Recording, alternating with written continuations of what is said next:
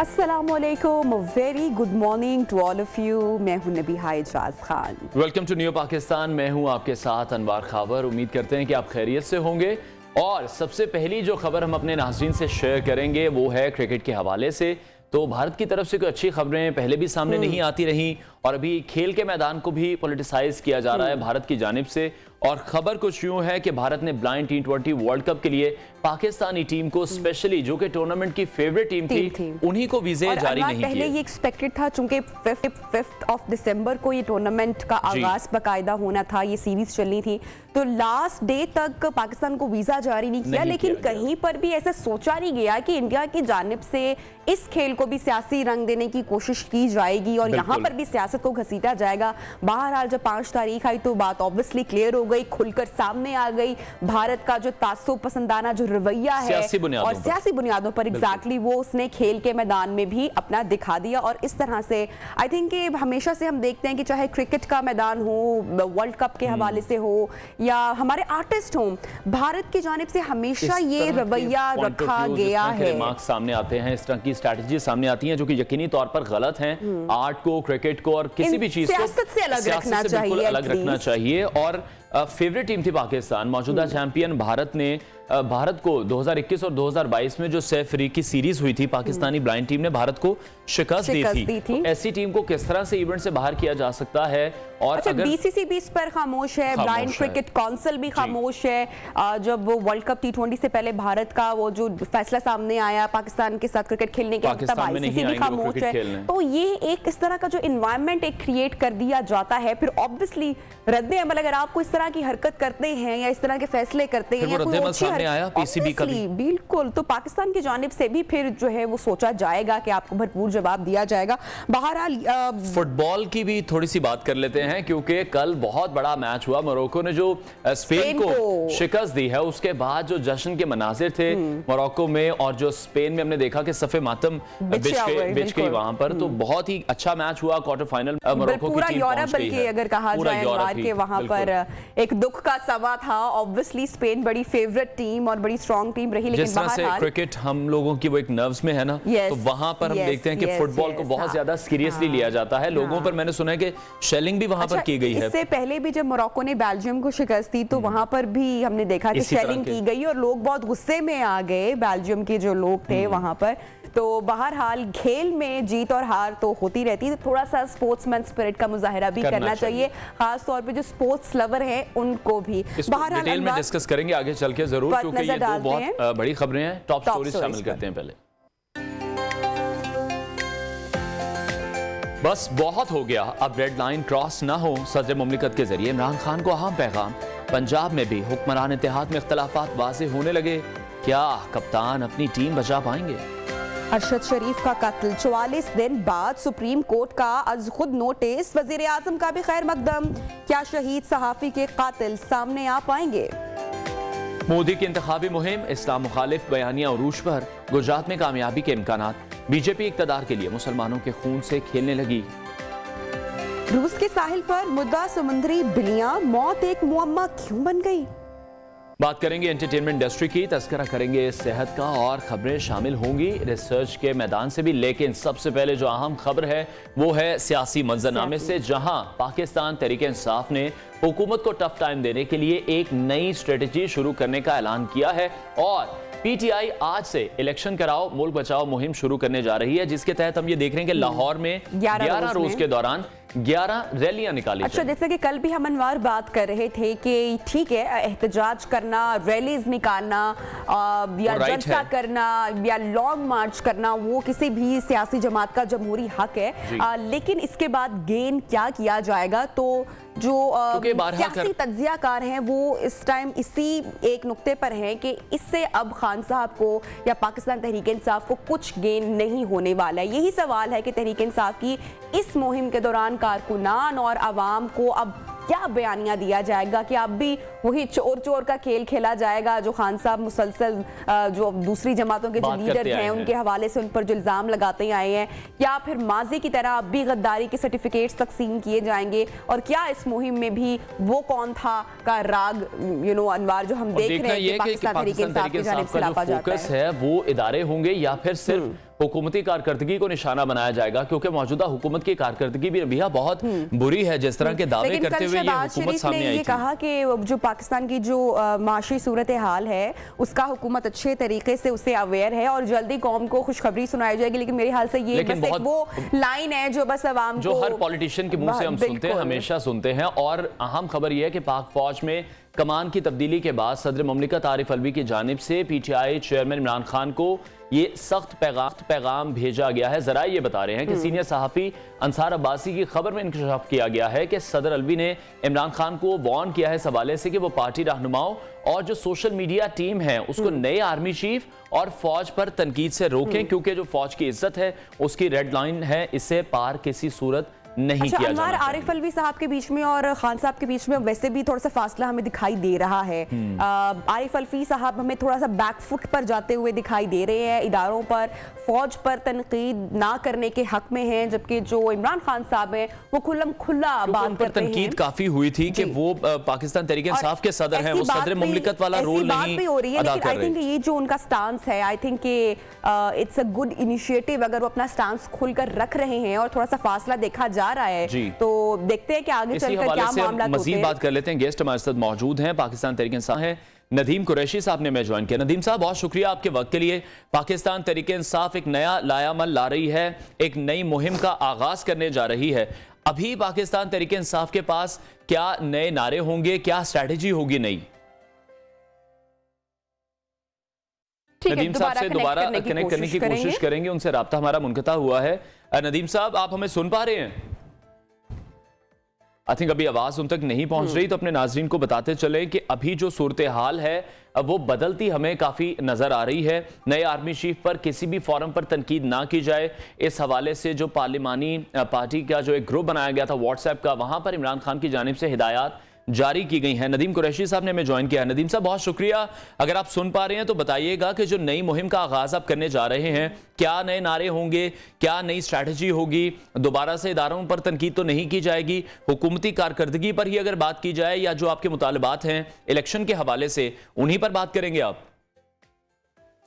बिस्मिल्लाहिर्रहमानिर्रहीम।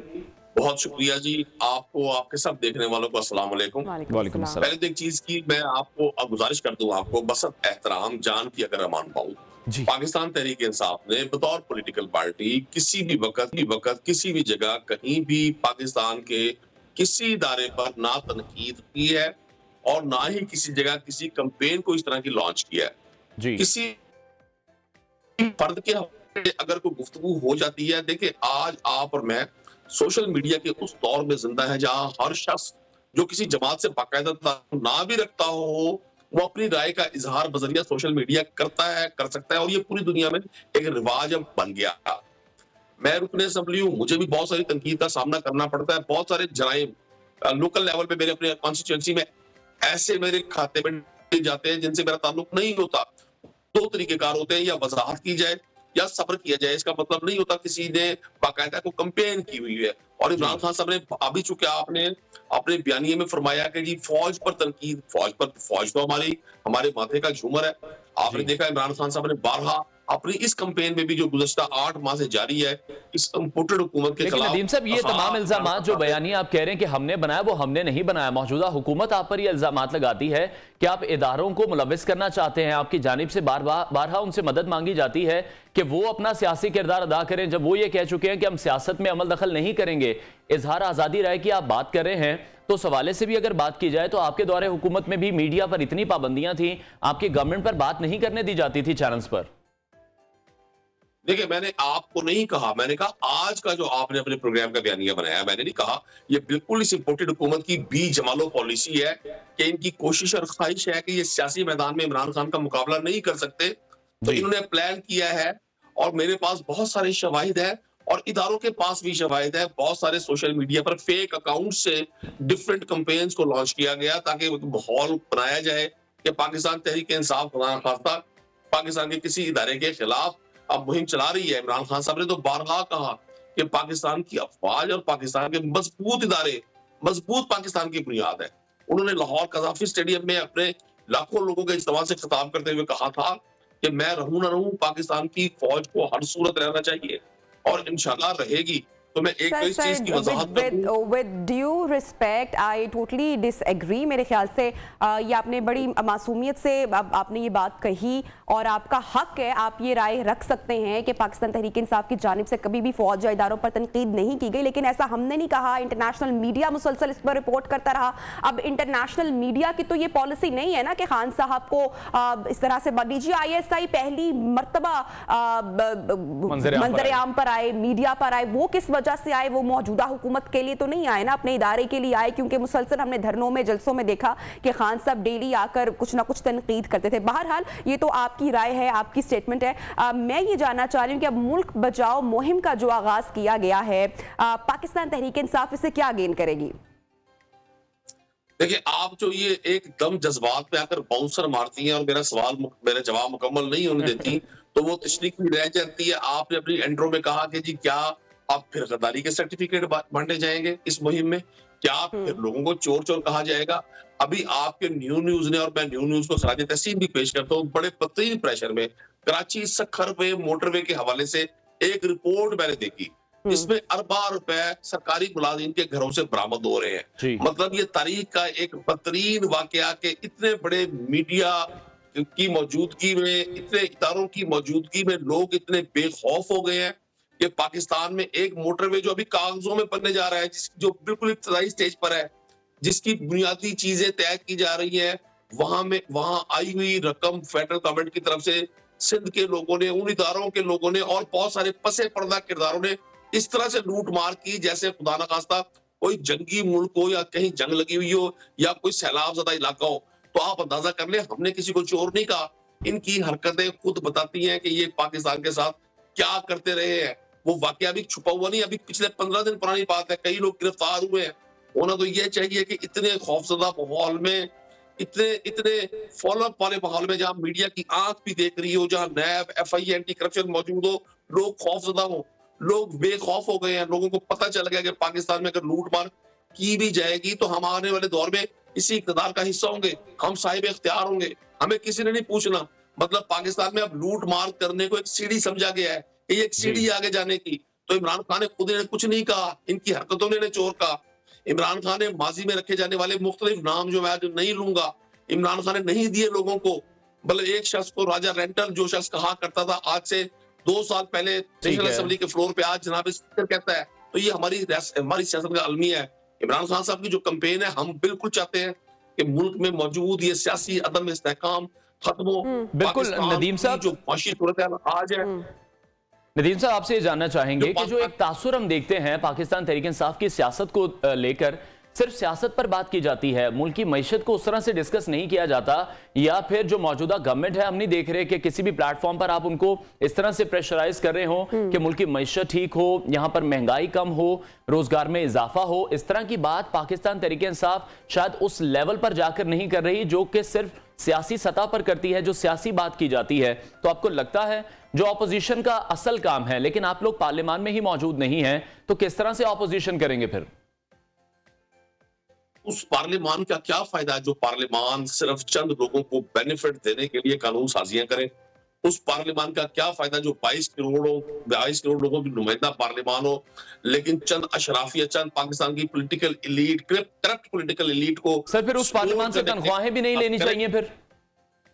जी बिल्कुल बिल्कुल, कोई शख्स तनख्वाह नहीं ले रहा। आप इसकी अपने आप को इसको क्लियर कर लें। कोई पाकिस्तान तहरीक इंसाफ का रुकन असेंबली जिसने रिजाइन किया अपनी सीट से, वो तनख्वाह नहीं ले रहा। ये मैं आपको बता रहा हूँ, ऑन रिकॉर्ड कह रहा हूँ। ये भी उसी तरह की एक मजमूम साजिश का हिस्सा है कि लोगों को मिसगाइड किया जाए कि जिन्होंने रिजाइन कर दिए हैं ये हिस्सा नहीं ले रहे, ये तनख्वाहें ले रहे हैं। दूसरा मैं आपको कर्ज कर दूं, पाकिस्तान तहरीक इंसाफ एक पोलिटिकल पार्टी है। सियासतदान सियासी अंदाज में ही हर बात करता है। पाकिस्तान तहरीक इंसाफ की कैंपेन पिछले 6-7 माह में की, कौम को आगाह किया पहले दिन से कि ये मौजूदा जो ये प्रधानमंत्री का कुनबा पाकिस्तान पर काबिज है, ये पाकिस्तान के अवाम के मसाइल की हल के बजाय NRO 2 लेना चाहता है। पहले दिन कहा था इमरान खान साहब। सर आपको अब ऐसा नहीं लगता है कि अब पाकिस्तान तहरीक इंसाफ को जरा अपनी सियासत, तर्ज सियासत है उसको जरा तब्दील कर लेना चाहिए? क्योंकि 4 साल से अवाम यही सुन रहे हैं कि जरदारी साहब ने क्या किया, नवाज शरीफ साहब ने क्या किया, कुछ मामला जरा कारमा पर भी छोड़ देने चाहिए। कोई तो ऐसी जमात हो जो इस मुल्क के अवाम के लिए सोचे, उनके लिए कोई बेहतर प्लान लेकर आए। इस मुल्क के नौजवानों का मुस्तकबिल क्या होगा, तालीम या सेहत के जो मसाइल है वो कैसे हल होंगे। आपको नहीं लगता कि अवाम भी अब थक चुकी है ये सियासी खेल देख देख कर? अब जरा अवाम अपने बारे में कुछ सुनना चाहती है कि उनको क्या रिलीफ दिया जाएगा, कब रिलीफ दिया जाएगा? बहुत अच्छा सवाल, बहुत अच्छे लफ्जों का इस्तेमाल। लेकिन क्या अवाम ने 17 जुलाई को रिस्पॉन्ड नहीं किया पाकिस्तान की सियासत पे? पाकिस्तान तहरीक इंसाफ की सियासत को अपने वोट से इंडोर्स नहीं किया? या 16 अक्टूबर को पाकिस्तान की अवाम ने वोट देकर साबित नहीं किया कि इमरान खान की पॉलिटिक्स बिल्कुल ठीक है? आपने सेहत की बात की, आप घर से निकलिए सुबह, आईडी कार्ड आपकी जेब में भी है, मेरी जेब में भी है, क्या ये मुझे 10 लाख रुपए की हेल्थ फैसिलिटी नहीं दे रहा जो पाकिस्तान की तारीख में कभी नहीं दी गई? क्या इमरान खान ने अपने 3.5 साल की गवर्नमेंट में इस मुल्क में आबी ज़खायर नहीं बनाए? क्या एहसास प्रोग्राम के जरिए यहाँ के एक नौजवान को प्रोग्राम ये सुनने में आ रहा था, इत्तलात ये थी कि केपी में बंद कर दिया गया है? देखिए, मैं आपको पहले मैं पहले अर्ज कर लूं, क्या इमरान खान ने अपने एहसास प्रोग्राम के उन डिफरेंट कंपोनेंट्स के जरिए पाकिस्तान के इग्नोर्ड तबकों को सपोर्ट नहीं किया? उस पे टीचर हो, उस पे स्टूडेंट हो, उस पे छोटा ट्रेडर हो, उस पे हुनरमंद खातून हो। क्या पाकिस्तान में लंगर खाने और पनाहगाहें नहीं बनाई गई गरीब आदमी के लिए? क्या पाकिस्तान में उस 3.5 साल में जिसमें कोविड जैसी वबा का हमने मुकाबला किया, पाकिस्तान के हर शख्स को वैक्सीन नहीं किया गया? क्या पाकिस्तान में मौजूद उस वक्त के जो नेशनल रिजर्व्स थे आज के रिजर्व्स के साथ मुताबिक है? क्या जो उस वक्त पाकिस्तान के फॉरेन जो ओवरसीज लोग थे जो पाकिस्तान को फॉरेन रेमिटेंसेस भेज रहे, क्या आज वो मैच कर रही हैं? क्या तहरीक इंसाफ ने जिन लोगों को टैक्स नेट में शामिल किया था उनका ये मौजूदा इंपोर्टेड हुकूमत उनका कॉन्फिडेंस बहाल रखने में कामयाब रही है? नहीं रही। तो ठीक है नदीम साहब, एक शॉर्ट कमेंट बस कर दीजिएगा। पंजाब असेंबली की तहलील में तारीख पर तारीख हम देख रहे हैं, आप क्या समझते हैं दोनों पार्टियों का जो इख्तलाफ है वो हतमी तारीख में उसमें डिले आ रहा है? मोनस इलाही की स्टेटमेंट्स कुछ और होती हैं, परवेज इलाही कुछ और बात करते हैं। मोनस इलाही ने बिल्कुल सच बात की है, हक बात की है, वक्त के मुताबिक बात की है परवेज इलाही साहब ने, और मोनस इलाही साहब ने पाकिस्तान तहरीक इंसाफ की पॉलिसियों के मुताबिक बात की है। हमारा दोनों जमातों का कतन कोई इख्तलाफ नहीं है। हमने असेंबलियां तहलील करनी है इस मुल्क में नए इंतखाबात करवाने के लिए, इसलिए तहलील नहीं करी कि यहाँ नून लीग के गमाश्तों को हम इख्तियार दे दें और वो यहाँ बैठकर लाहौर में मौज मस्ती करें जैसे उन्होंने पाकिस्तान का मरकजी सतह पर बेड़ा गर्क कर दिया। असेंबलियां तहलील से मुराद, असेंबलियां तहलील करने की ख्वाहिश से मुराद, इस स्टेप से मुराद ये है कि पाकिस्तान में एक शफाफ और गैर जानिबदाराना इंतखाबात का इनकाद हो, ताकि पाकिस्तान की अवाम से, इस बेचारगी से, इस लाचारी से, इस जुल्म और तशद्दुद से पाकिस्तान की अवाम को निजात मिले। ठीक, बहुत बहुत शुक्रिया नदीम कुरैशी साहब, रहनुमा तहरीक इंसाफ हमारे साथ इन कॉन्वर्सेशन थे। ऑब्वियसली टाइम की कमी थी वरना गुफ्तगू को मजीद आगे बढ़ाया जाता। लेट्स सी कि जो इलेक्शन करवाओ मुल्क बचाओ मुहिम है इससे पाकिस्तान तहरीक इंसाफ क्या गेन करेगी। दूसरी जानिब जुराना सनाउल्लाह साहब है, उनका भी ये कहना है कि पाकिस्तान तहरीक इंसाफ मुकाओ या भगाओ मुहिम का आगाज दोनों तरफ से हम करेंगे, तो वो जवाबी कार्रवाई वहां से भी हो चुकी है। बहरहाल प्रोग्राम में वक्त हुआ है ब्रेक का, ब्रेक के बाद ज्वाइन करते हैं।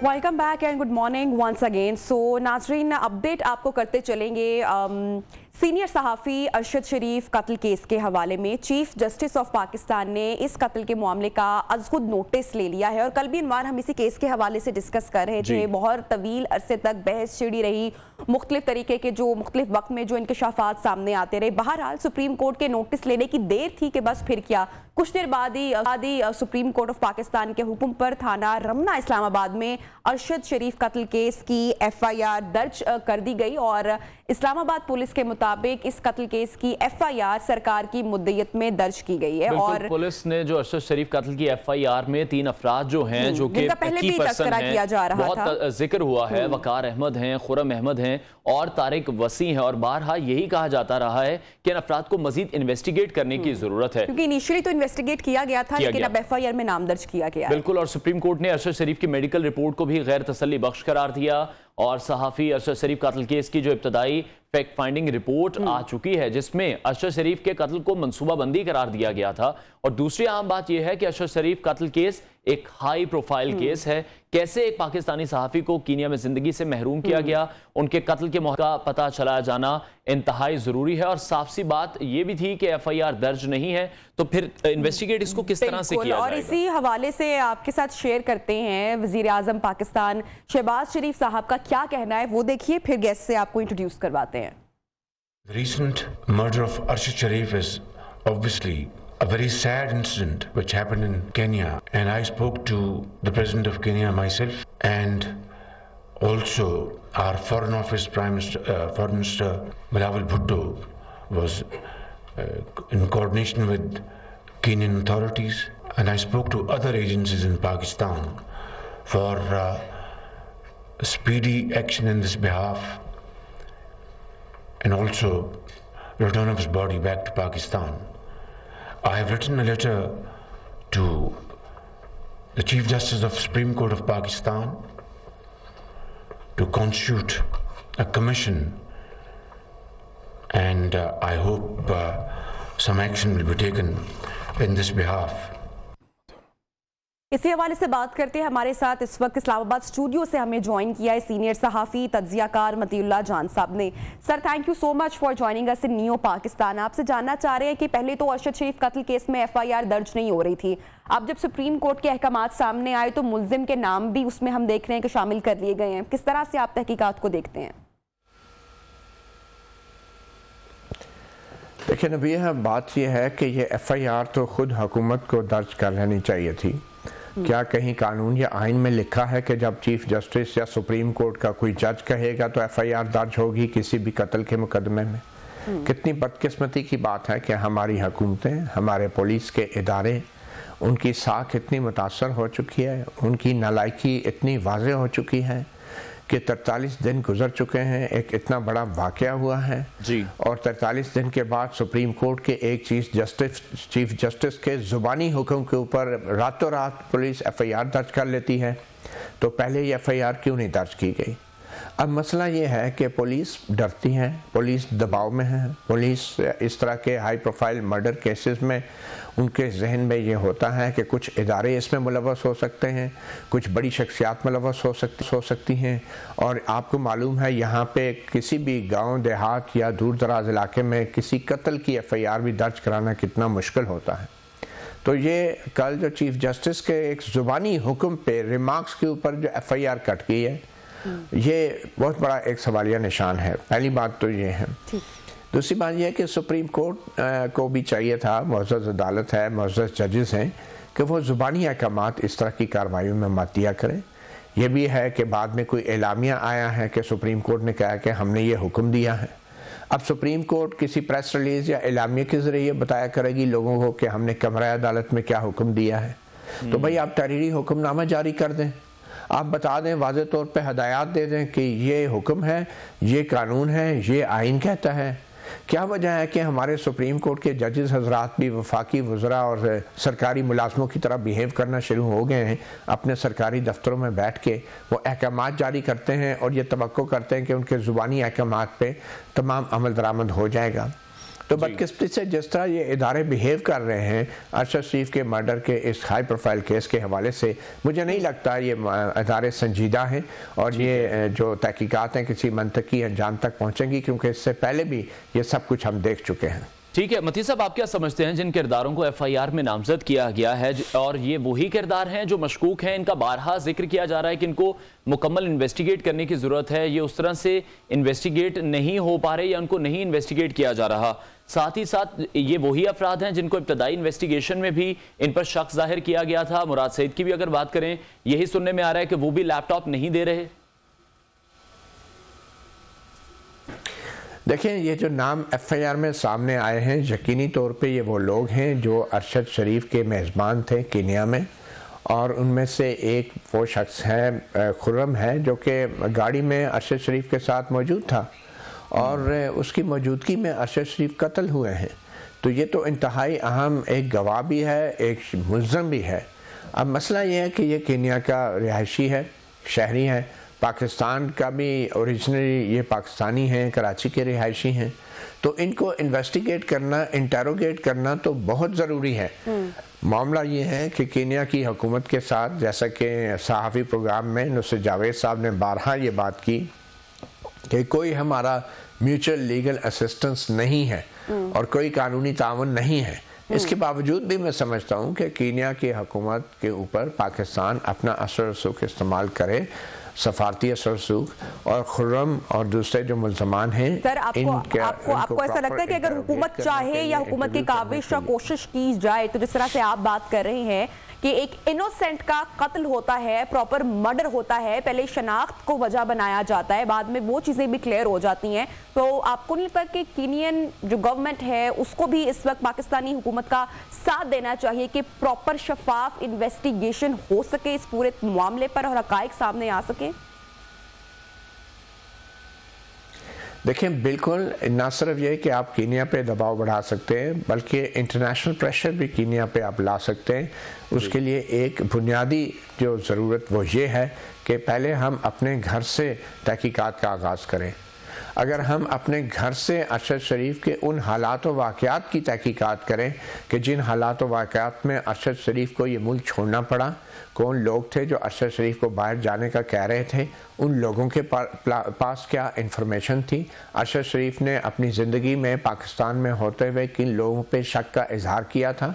जब हम ये तहकीकात कामयाबी से कर लेंगे, और मेरे ख्याल में ये मुश्किल नहीं है, इसमें हमें किसी मुल्क की तावन की ज़रूरत नहीं है, तो फिर उसके बाद हम इस नतीजे में पहुँच सकेंगे कि इन लोगों के जो पाकिस्तान में जिनकी शनाख्त हो चुकी है तहकीकात के बाद, इनके ताने बाने कीनिया में इन लोगों के साथ क्या थे। मैं ये आपसे जानना चाह रही हूँ, इसी बात को आगे बढ़ाऊंगी कि ये तो चले हम समझ लेते हैं कि एक एक्सेप्शनल केस है जो कि पाकिस्तान से बाहर हुआ, लेकिन जो पाकिस्तान में केसेस हुए, अगर हम पाकिस्तान के हमारे सहाफ़ियों की बात करें, आपने भी एक मुश्किल, एक कड़ा वक्त देखा। बहुत सारे सहाफ़ी हैं, एक लंबी तवील फहरिस्त है जिनको स्नप करने की या जिनकी आवाज़ दबाने की कोशिश की जाती रही, जिन पर अटैक भी हुआ। आई एम श्योर आप मेरा इशारा समझ चुके होंगे। आप समझते हैं कि उन तमाम केसेस में इंसाफ हुआ, कोई नाम सामने आया हो, इन्वेस्टिगेशन प्रॉपर शफाफ तरीके से हुई हो, या फिर लोग सहाफ़ी भी खामोश हो जाते हैं उसके बाद? क्या वजह है? तो सहाफ़ियों के हालात आप किस तरीके से देखते हैं?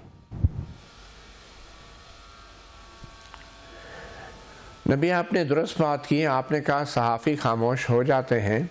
यहाँ पे जो हुकूमतें हैं वो भी खामोश हो जाती हैं। यहाँ पे तो बेनज़ीर भुट्टो के वारिस भी खामोश हो गए हैं। यहाँ पे तो मुर्तज़ा भुट्टो की जो वज़ीर आज़म बहन थी वो भी कुछ नहीं कर सकी। आप सहाफ़ी तो ज़रूर खामोश हो जाते हैं, मगर क्या यह हकीकत नहीं है कि सहाफ़ियों पर होने वाले कातलाना हमलों और सहाफ़ियों के कत्ल के ऊपर हमारी जो मुंतखब नाम नहाद सिविलियन जमहूरी हुकूमतें हैं वो भी खामोश हो जाती हैं और इन वाक़यात को अपनी सियासत के लिए इस्तेमाल करती हैं? क्या यह हकीकत नहीं है कि नवाज शरीफ का आसफ जरदारी के पहले दौर में सलीम शहजाद के मामले पे जो पीपल्स पार्टी की हुकूमत थी खामोश थी? नवाज शरीफ के दौर में हामिद मीर पे जो कातलाना हमला हुआ, क्या नवाज शरीफ की हुकूमत खामोश नहीं थी? और उससे भी पहले जाएँ तो जो हयातुल्ला खान कबायली सहाफ़ी जो कत्ल हुए जनरल मुशर्रफ के दौर में, उसमें क्या हुआ था? वो रिपोर्टें किसने सामने लानी थी? क्या जरदारी की हुकूमत, नवाज शरीफ की हुकूमत, क्या इमरान खान खामोश नहीं रहे जो वाक़यात हुए उसके दौर में? अफसार आलम के ऊपर जो गोली चलाई गई, असद तूर को घर में घुस के मारा गया, तो क्या ये तमाम वाक़यात इमरान खान के दौर में वो खामोश नहीं थे? और क्या अब भी वो खामोश नहीं है? अब भी मैं समझता हूँ अरशद शरीफ के मामले पर इमरान खान जैसी जो लीडर हैं वो सियासत चमका रहे हैं। ना तो अपने दौर में कुछ किया, ना वो अब संजीदा हैं, वो महज अपने सियासत चमकाने के लिए अरशद शरीफ का नाम ले रहे हैं। हकीकत यह है कि सुप्रीम कोर्ट ने भी इमरान खान के कहने पे नहीं, बल्कि अरशद शरीफ के जो वालिदा हैं उनके लिखे गए खत के ऊपर अब ये सू मोटो नोटिस लिया है। और अब ठीक है मती साहब, जिस तरह से आप हिस्ट्री भी बता रहे हैं, हम सब भी जानते हैं जो पैटर्न अब सेट हो चुका है इन वाकयात को लेकर कि शुरू में तो इन पर बहुत बात होती है, इन्वेस्टिगेशन टीम्स इस पर बनती हैं, लेकिन बाद में रिजल्ट्स नहीं निकलते। इस केस में भी फिर हम यही समझें कि यही हो रहा है और यही होगा? देखिए, बिल्कुल जो पैटर्न है, जो ट्रेंड है वो हमें नज़र आ रहा है। अब एक देखिए ना, बात यह है कि अरशद शरीफ का कत्ल हुआ तो शहबाज शरीफ की हुकूमत को किसने रोका था कि यहाँ पे वो FIR काटती, उसके लवाकिन के पास जाती, उनसे पूछती, उनसे कहती कि आपको किस पे शक है, आपको जिस पे शक है हम आप पे FIR काटेंगे। लेकिन उससे पहले जो आप ये देखें कि फिर जो इमरान खान पे कातलाना हमला हुआ उसके ऊपर जिस तरीके का उनके मर्जी के मुताबिक FIR नहीं काटी गई, और एक साबिक वज़ीर आज़म सड़कों पर रोता फिर रहा है कि मेरा अपनी FIR नहीं काट रही, मेरी अपनी हुकूमत है पंजाब हुकूमत में। तो फिर अरशद शरीफ के जो अहले खाना है उन्होंने भी यही सोचा होगा कि हम जिसका भी नाम लेंगे FIR तो कटनी नहीं है, उल्टा हमारे लिए मुसीबतें खड़ी हो जाएंगी। तो मेरे ख्याल में तो शहबाज हुकूमत को सुप्रीम कोर्ट के चीफ जस्टिस के ज़ुबानी हुक्म का इंतज़ार नहीं करना चाहिए था।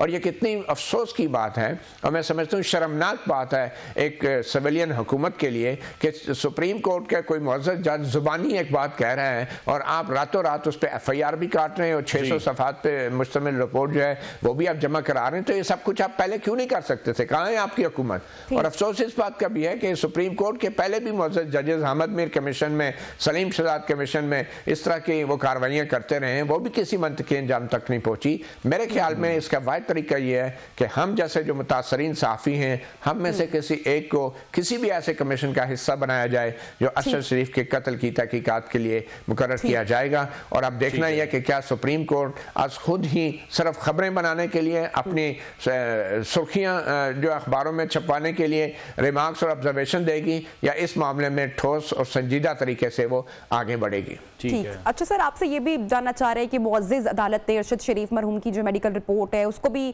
गैर तसल्ली बख्श करार दी है, और ये मेडिकल रिपोर्ट को गैर तसल्ली बख्श करार क्यों दिया गया है, इसकी वजूहात क्या हैं? फिर हम टीवी शोज में देखते हैं कि कुछ तस्वीर सामने आ जाती हैं, कितना इनसेंसिटिव किया जा रहा है इस पूरे केस को।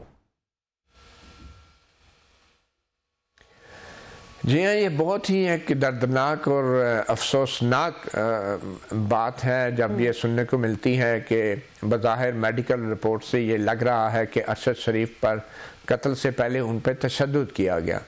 अब तो ये सोच के भी इंसान का दिल दहल जाता है, और मैं खुद ऐसे हालात से गुजरा हूँ कि जब आपको ये मालूम नहीं होता कि आप आइंदा चंद लम्हों में जिंदा भी रहेंगे या नहीं रहेंगे। तो सर, तस्वीर दिखाने का मकसद सिर्फ ये है कि जो सहाफ़ी हैं, जो बोल रहे हैं, हक की आवाज बन रहे हैं, उनको भी डराया जाए ताकि वो भी खामोश हो जाए? जी हाँ, देखें अब इसका असर तो यही होगा ना कि जो कुछ भी आप सुप्रीम कोर्ट में होगा, अगर वो ठोस अंदाज से आगे नहीं बढ़ेगा तो फिर उसका मनफी असरात भी मरतब हो सकते हैं मुआशरे पे भी और सहाफ़ियों पे भी और सियासतदानों पे भी। वो जब ये देखते हैं कि एक तो सुप्रीम कोर्ट ने भी 43 दिन तक इंतज़ार किया सुओ मोटो कार्रवाई करने का, दूसरा फिर जो हुकूमत वक्त है वो भी 43 दिन तक इंतज़ार करते रही सुप्रीम कोर्ट की कार्रवाई करने का, तो फिर क्या आप पैगाम दे रहे हैं इस मुआशरे को, इस सोसाइटी को, आवाम को? और सुप्रीम कोर्ट अब जब कार्रवाई शुरू कर भी रही है तो अब वही बात है कि कह रही है मेडिकल रिपोर्ट पे अदम इत्मीनान है, मगर ये काफ़ी नहीं है ये बात कह देना। मेरे ख्याल में सुप्रीम कोर्ट के सामने पहले से कुछ केसेस पेंडिंग हैं सहाफ़ियों को हरासा करने के हवाले से। जस्टिस इजाज़ुल हसन की सरबराही में एक बेंच तवील अरसे से रहा है और उस बेंच में कोई ठोस कार्रवाई नहीं हो रही। और अरशद शरीफ ने जब खतूत लिखे थे सुप्रीम कोर्ट को कि उनकी जान को ख़तरा है और उनके खिलाफ साजिश हो रही है, तो उस वक्त भी जस्टिस इजाज़ुल हसन वाला वो बेंच जो था वो उनके सामने केसेस लगे हुए थे। लेकिन ये वो बेंच है जिसने जस्टिस काजी फायज़ ईसा के सामने से मीडिया के केसेस तो अपने सामने लगवा लिए थे और फिर ये करार दिया था कि सुओ मोटो का अख्तियार सिर्फ चीफ जस्टिस का है। मगर उस बेंच ने आज तक जो है अरशद शरीफ के मामले समेत दूसरे जो सहाफ़ियों को हरासा करने वाला मामला है उस पर भी किसी किस्म की कोई ठोस कार्रवाई नहीं की। तो मेरे ख्याल में ये तमाम कार्रवाई जो अब 5 रुकनी बेंच करेगा, लोगों की उम्मीदें तो हैं, लेकिन सच पूछें बतौर एक शहरी, बतौर एक सहाफ़ी, बतौर एक अदालती रिपोर्टर मुझे कुछ ज़्यादा उम्मीद नहीं है।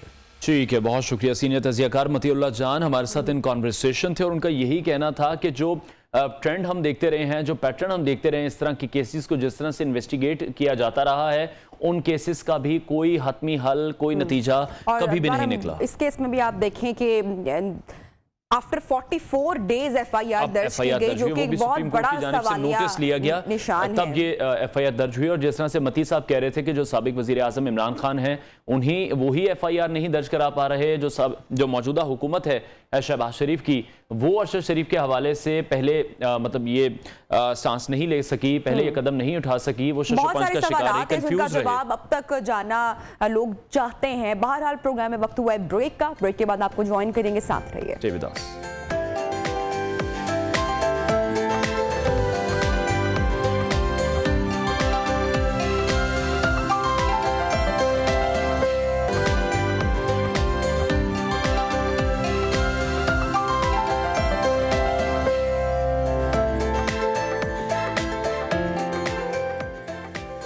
Welcome back. खबर शामिल करेंगे भारत से, जहां पर हम देख रहे हैं कि अक़लियतों के खिलाफ जो जुल्म का सिलसिला है वो आए रोज बढ़ता जा रहा है। इंटरनेशनल मीडिया भी इन खबरों को रिपोर्ट करता है, लेकिन आलमी बरादरी इस पर बात बिल्कुल करती दिखाई नहीं देती। जो अक़लियतें वहां पर मौजूद हैं वो काफ़ी मुश्किलात का शिकार हैं। और एक रीसेंट स्टोरी हम आपसे शेयर करने जा रहे हैं। हालिया यह वाक़या पेश आया है रियासत उत्तर प्रदेश के शहर कानपुर में, जहां एक 17 साला मुसलमान सब्जी फरोश जो है पुलिस की बेहिसी के बायस अपनी दोनों टांगे गवा चुका है और उसकी हालत काफी खराब बताई जा रही है। बिल्कुल ऐसे ही। और इनिशियली वाकया कुछ इस तरह से बताया जा रहा है कि रूटीन में अनवार जो ये पुलिस एहलकार थे या जो पुलिस वाले थे वो यहाँ पर जो मौजूद मुसलमान हैं उनको हरास करते थे, इस शख्स के पास भी आते थे, इसको भी डेली बेसिस पर तंग किया जाता था। और पुलिस एहलकारों ने ये किया कि इस शख्स का जो तराजू होता है उसको उन्होंने उठाकर रेलवे ट्रैक पर फेंका और इवेंचुअली जब वो शख्स अपना तराजू अपना सामान उठाने उस ट्रैक पर गया और वो ट्रेन की जद में आया और बहुत जख्मी बताया जा रहा है, बहुत ब्लड लॉस बहुत ज्यादा हुआ है, दोनों टांगे उसकी जाया हो चुकी हैं। तो ये जो रवैया है इस पर ना तो इनको कोई अफसोस है भारत को, भारतीय हुकूमत को, ना इन पुलिस एहलकारों को जो मुसलमानों पर और अक़लियतों पर भारत की जमीन मुसलसल तंग किए जाते हैं। बहरहाल वीडियो देखें, जिस तरह से वीडियो भी मंजर आम पर आई, काफी वायरल हुई कि जब अरसलान उस रेलवे ट्रैक पर था, मदद के लिए पुकार रहा था, तो हम ये देख रहे थे कि वहां पर कुछ लोग फिर मौजूद थे, उन्होंने मदद की है, उसको रेस्क्यू किया है। और इसके पीछे का जो बैकग्राउंड स्टोरी है बहुत ही मजहब से परे होकर आई थिंक इंसानियत ही सबसे बड़ा मजहब है और उसकी बुनियाद पर कुछ लोग जिनमें शायद इंसानियत बाकी हो वो यहाँ पर मदद को पहुंचे हैं। और बहुत ही बदकिस्मत मेरे ख्याल से कि ये एक वाकया हुआ है। आप देखिए जिंदगी भर के लिए इस शख्स को माजूर हो चुका कितने लोग ऐसे भी मौजूद हैं जो कि सिर्फ वीडियोस बना रहे हैं, वहां पर वीडियो बनाने के लिए बहुत सारे ऐसे वाकयात तशद्दुद के अनवार ऐसे हैं जो कि रिकॉर्ड नहीं होते, जो मीडिया पर नहीं आते, जो हम तक नहीं पहुंचते और जो लोग कुछ खामोश भी वहां पर रहते हैं कि इवेंचुअली उनको वहीं पर चूंकि रहना है तो क्या किया जाए। और इसी खबर के दौरान अभी इत्तलात ये हैं, क्योंकि जो बैकग्राउंड है मुसलमानों पर मजालिम का, उसमें जो हम एक पीक देख रहे हैं वो मोदी सरकार के आने के बाद से शुरू हुई है। तो गुजरात असेंबली पर हिंदू कौम परस्त जमात बीजेपी का जो असर रसूख है वो भी बरकरार रहने का इम्कान जाहिर किया जा रहा है, क्योंकि एनडीटीवी के सर्वे के मुताबिक गुजरात की जो 182 रुकनी असेंबली है उसमें से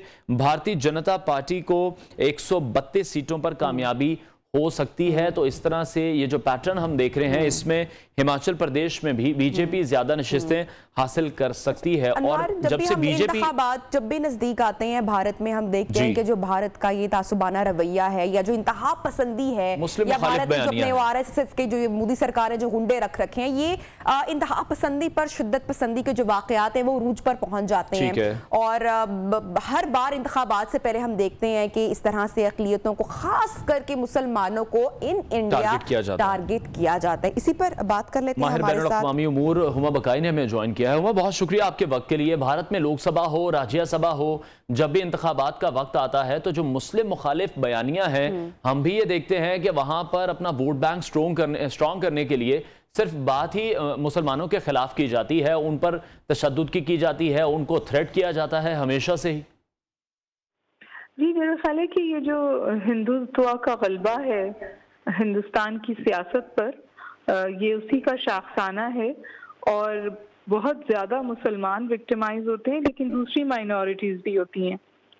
फॉर एग्जांपल सिख कम्युनिटी भी विक्टिमाइज होती है, दलित जो उनके अपने हिंदू हैं वो भी विक्टिमाइज होते हैं।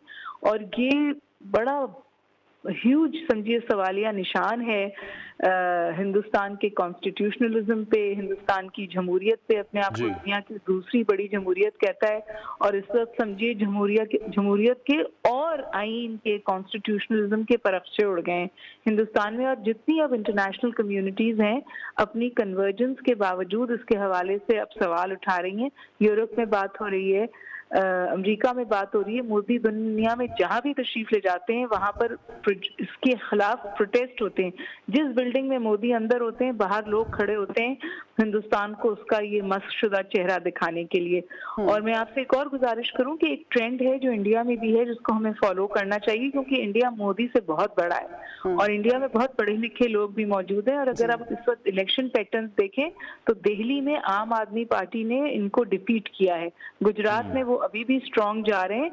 और ये जो समझिए जो नफरत की सियासत है ना, ये आपको कुछ दूर तो ले जाती है लेकिन उसके बाद ये आपको बेड़ी डाल देती है। तो मेरा ख्याल है कि मैं होप करती हूँ कि इंडियन डेमोक्रेसी में इतनी रेजिलियंस है कि मोदी की टेंडेंसीज को वो रोक पाएगी, वरना जो नुकसान है वो मोदी का नहीं होगा, नुकसान पूरे इंडिया का होगा। देखिए मैं और आप जो बात कर रहे हैं ना वो अपनी जगह सही है, लेकिन इन तमाम टेंडेंसीज का जो सबसे ज्यादा नुकसान हो रहा है वो भारत को खुद हो रहा है। और अगर भारत ने भारत को बेड़ी नहीं डाली तो फिर उनकी सोसाइटल फैब्रिक इतना मस्क हो जाएगा कि उसको सही करना मुश्किल हो जाएगा। तो मेरा ख्याल है कि हमें मोदी को भारत से और मोदी को एक नहीं समझना चाहिए। इंडिया भारत मोदी से बहुत बड़ा है और जो पीपल टू पीपल कांटेक्ट है उसको हमें रवा रखना चाहिए और इन चीजों को मुस्तकिल हाईलाइट करना चाहिए, क्योंकि इंडिया के अंदर अब ये सोच जड़ पकड़ रही है कि ये रवैये अगर चलते गए तो इंडिया का बहुत बड़ा नुकसान हो जाएगा। अच्छा डॉक्टर हुमा, हमने हमेशा से देखा है इंतखाबात से पहले नरेंद्र मोदी के दौरे हुकूमत में भी मुसलसल जो मुस्लिम मुखालिफ जिस बात है उसका कारोबार किया गया है, मुसलमानों का खून पानी की तरह बहाया गया है। कश्मीर में आप देखें कि मुसलमानों के साथ वहां पर क्या हो रहा है, अक़वामे आलम इस पर क्यों खामोश है? यही सवाल OIC क्यों बात नहीं की जाती, क्यों तमाम जो मुस्लिम ममालिक हैं वो जो मुसलमानों के साथ जो इतना बुरा रवैया भारत का तासुबाना किया जा रहा है वो क्यों इस पर खामोश हैं? बहुत ऑब्वियस सी वजह है। हम एक ऐसी दुनिया में रहते हैं जो ड्राइव की जाती है ग्रीड ड्रिवन कैपिटलिज्म से। स्ट्रैटेजिक कन्वर्जेंस है, कैपिटलिस्ट कन्वर्जेंस है, बिजनेस की कन्वर्जेंस है। इंडियन इकोनॉमी इस नहज पे पहुंच गई है कि अब वेस्ट को उसकी ज़रूरत है बनिस्बत के कि वेस्ट उसको वेस्ट की ज़रूरत हो। और अपना ये जो इकोनॉमिक और स्ट्रैटेजिक लेवरेज है ये मोदी हुकूमत बड़ी खूबसूरती से इस्तेमाल करती है अपने इन रवैयों को तक़वियत देने की इंडिया के अंदर। और यही सूरत हाल जो है, जो सिलेक्टिव जस्टिस है वो अपनी जगह आपको नजर आती है। यही सूरत हाल पैलेस्टीनियन और इजराइल में भी है, यही सूरत हाल इंडिया में भी है और दीगर जगह भी है। इसी तरह लिए वेस्टर्न लीडरशिप पे बहुत सीरियस सवालात उठ रहे हैं। बहुत शुक्रिया जी, इजाज़त दीजिए। ठीक है हुमा, ये भी आपसे जानना चाहेंगे, तरक्की याफ्ता दौर में भी हम जिस तरह से देखते हैं कि नफरतों की बात की जाती है, हुमा से आई थिंक हमारा राब्ता मुनक़ता हो गया है। लेकिन बहरहाल ये एक स्टोरी सामने आई थी। आई थिंक ये एक वाकया नहीं होता अनवर, बेसिस पर बहुत सारे ऐसे सैकड़ों में वाकयात होते हैं जब मुसलमानों के जो हकूक हैं उनको स्नब किया जाता है या जो दीगर अक़लियतें वहां पर है। अगर हम सिख को देख लें, भारत की जो अपने आप देखें कि वहां पे जो दलित हैं उनके साथ भी कितना जो रवैया है वो रखा जाता है। I think this is the high time कि खुद इंडियंस को ये सोचने की जरूरत है। I have many Indian friends और जो लोग हैं अनवर सरहद पार जो लोग हैं वो ये नफरत बिल्कुल भी नहीं चाहते हैं। आई स्टिल रिमेंबर अभी रिसेंटली जब इंडिया पाकिस्तान का मैच हुआ तो सरहद पार एक दोस्त ने कहा कि ये जो ट्रॉफी है ये भारत या पाकिस्तान में आए, एशिया में आनी चाहिए, चाहे कोई भी जीते। तो जो लोग हैं वो ये नफरत की सियासत वो नहीं चाहते हैं। और जिस तरह से हमने शो के स्टार्ट में भी बात की थी, तासुब की सियासत जो कि क्रिकेट को भी असरअंदाज करी है, खेल को भी असरअंदाज करी है, आर्ट को असरअंदाज कर रही है। तो हमने शुरू में भी बात की जिस तरह ब्लाइंड क्रिकेट टीम को वीजा ही नहीं मिल सका T20 वर्ल्ड कप में, एक इतनी इंपॉर्टेंट टीम को वहां पर रह रहे हैं, उनको अपनी वो रिवायात, अपने जो मजहबी रसूमात हैं, दे कैन नॉट सेलिब्रेट। वो अबाया अगर पहने तो उनको हरास किया जाता है। वहां की खवातीन को जब वो मुलाजमत कर रहे होते हैं वहां पर उनको नीची निगाह से देखा जाता है। जब बच्चियां या बच्चे पढ़ने कॉलेजेस जाते हैं वहां पर उनके लिए रास्ते तंग किए जाते हैं। तो ये कोई आज की बात नहीं है। बिल्कुल, ब्रेक का बार बार कहा जा रहा है, ब्रेक लेते हैं, हेडलाइंस के बाद आपको दोबारा ज्वाइन करें।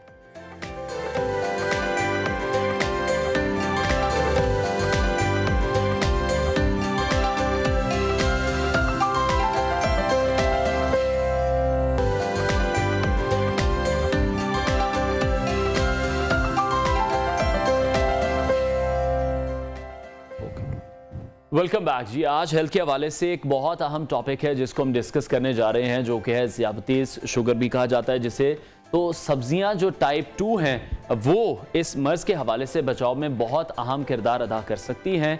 और जानना हम ये चाहते हैं कि क्या आलू भी है, जिसका बहुत ज़्यादा हमारे मुल्क में इस्तेमाल किया जाता है, मना करते हैं। तो ज़ियाबतीस में खात्मे की क्या ये वजह बन सकता है, या फिर जो शुगर के मरीज हैं उनमें ये इजाफे का बाइस बन सकता है? बिल्कुल, इंटरनेशनल यूनिवर्सिटी हुई है, वहां पर एक रिसर्च की गई, तहकीक की गई, सर्वे किया गया, 54,000 अफराद पर तहकीक जारी की गई। ये रिपोर्ट क्या कहती है आपको दिखाते हैं।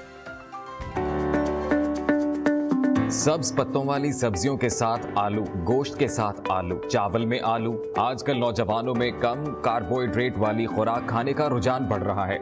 इस रुझान में डॉक्टर्स आलू ना खाने का मशवरा देते हैं। डॉक्टर आज तक कहते आए हैं कि आलू खाने से डायबिटीज बढ़ने के इम्कानात में इजाफा हो जाता है, लेकिन एर्टकॉन यूनिवर्सिटी की नई तहकीक में बताया गया है कि पत्तों वाली सब्जियां डायबिटीज में कमी का बायस बनती हैं, मगर आलू भी डायबिटीज में इजाफे की वजह नहीं है।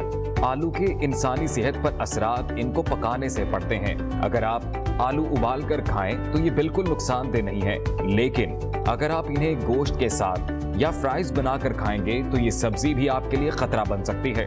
यूनिवर्सिटी के nutrition and health innovation research institute ने Danish diet, cancer and health के लिए एक तहकीक की, जिसमें 54,000 अफराद के खाने पीने के अंदाज का मुताला किया।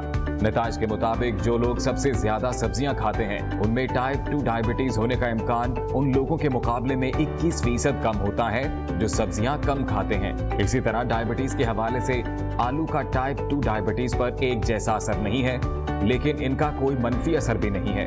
तहकीक के सरबराह के मुताबिक पिछले मुतालियात में आलू को डायबिटीज के वाक़यात से मुस्बत तौर पर मुंसलिक किया गया है, कतई नजर इसके कि वो कैसे तैयार किए गए हैं। लेकिन तहकीक के मुताबिक ये सच नहीं है। प्रोफेसर पोखरल के मुताबिक तहकीक के नताइज से पता चलता है कि सब्जियां टाइप 2 डायबिटीज को कम करने में कलीदी किरदार अदा कर सकती हैं, क्योंकि जो लोग बहुत ज्यादा पत्तों वाली सब्जियां खाते हैं उनमें इस बीमारी का खतरा बहुत कम होता है। मुहक्किकीन ने तजवीज़ दी है कि कार्बोहाइड्रेट से बचाव के लिए आलू को नजरअंदाज नहीं करना चाहिए, बल्कि इसके इस्तेमाल का तरीक़ाकार बदलना चाहिए।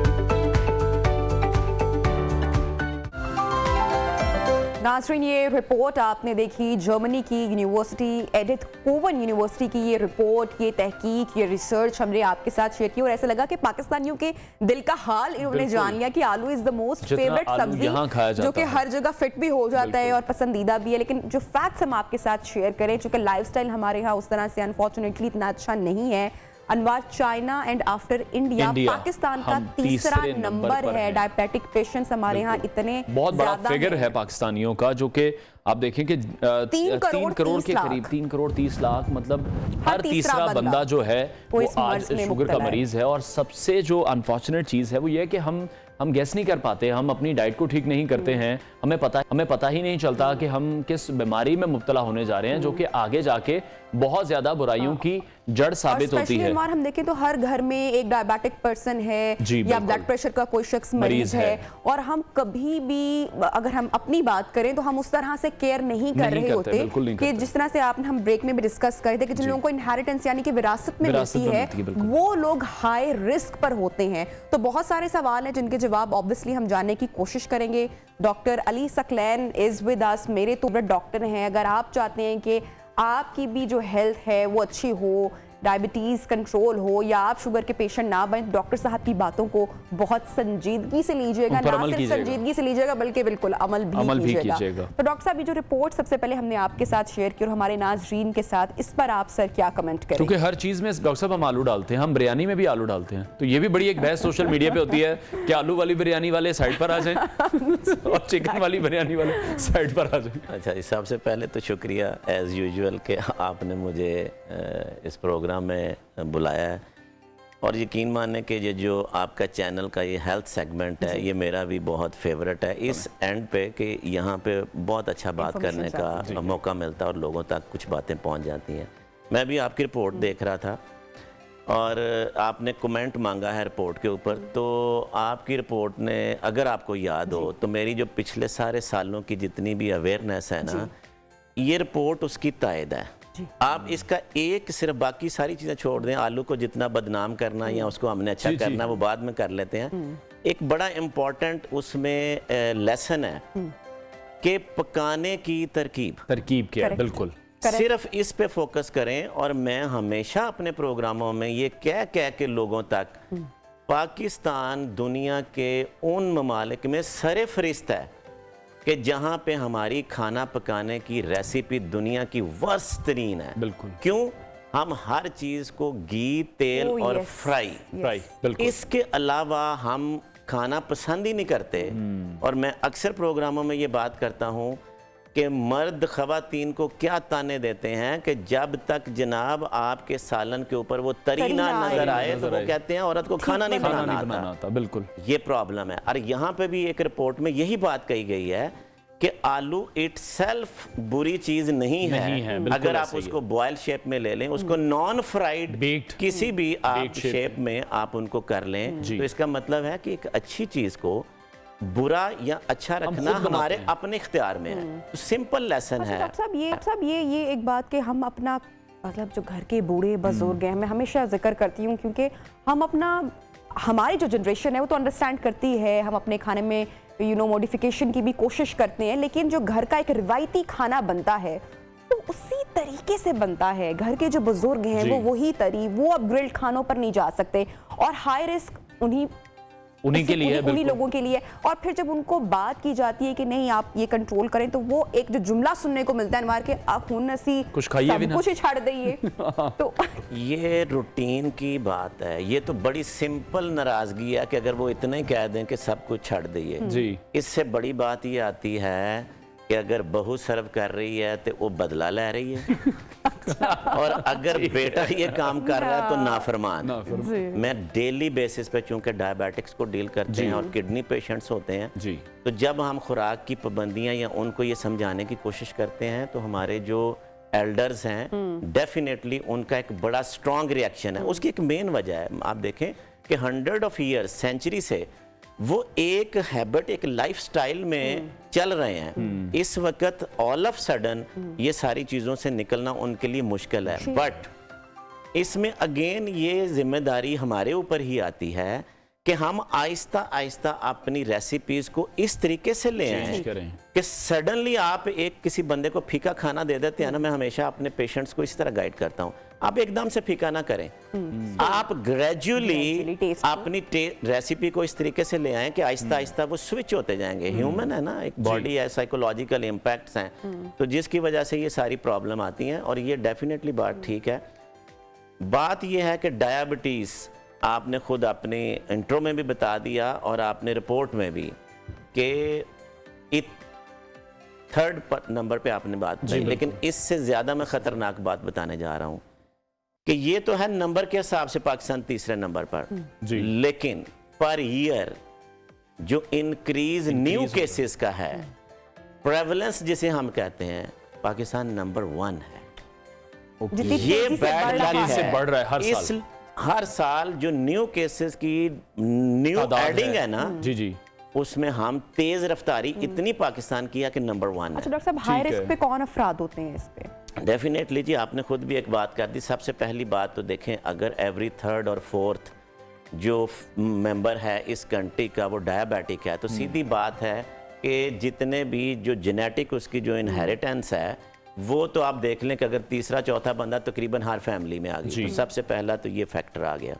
दूसरी बात है कि लाइफस्टाइल, बैड लाइफस्टाइल, जिसमें सेडेंटरी लाइफस्टाइल कि आपकी कोई फिजिकल एक्टिविटी नहीं है। और ये मुआशरा, मैं हमेशा कहता हूं कि एक रिमोट कंट्रोल पे चला गया।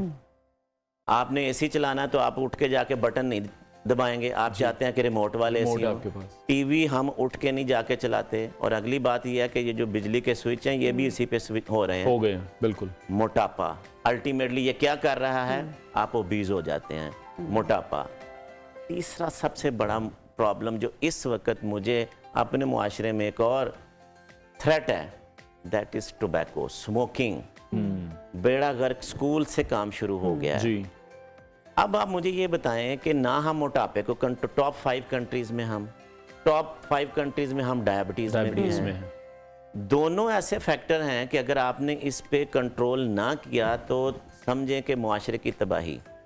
सबसे इंपॉर्टेंट चीज के 2021 का एक आर्टिकल है जो हमारे लिए एक और खतरा है कि 12 साल से कम उम्र के बच्चे जो स्कूल एज है जी, पाकिस्तान में 10 मिलियन 1 करोड़ की तादाद है जो कि ऑलरेडी ओबेसिटी की डेफिनेशन में चले गए हैं। अब ये 1 करोड़ बच्चा जो स्कूल गोइंग एज है वो मोटापे में है और ऊपर से उनकी इनहेरिटेंस भी, क्योंकि एवरी थर्ड फैमिली या तीसरा बंदा डायबिटिक है, तो क्या ये स्कूल के बच्चे 1 करोड़ जो तादाद आज पहुंची हुई है, इनमें से आप ये देखें कि ये मेजॉरिटी स्विच हो जाएंगे डायबिटीज में।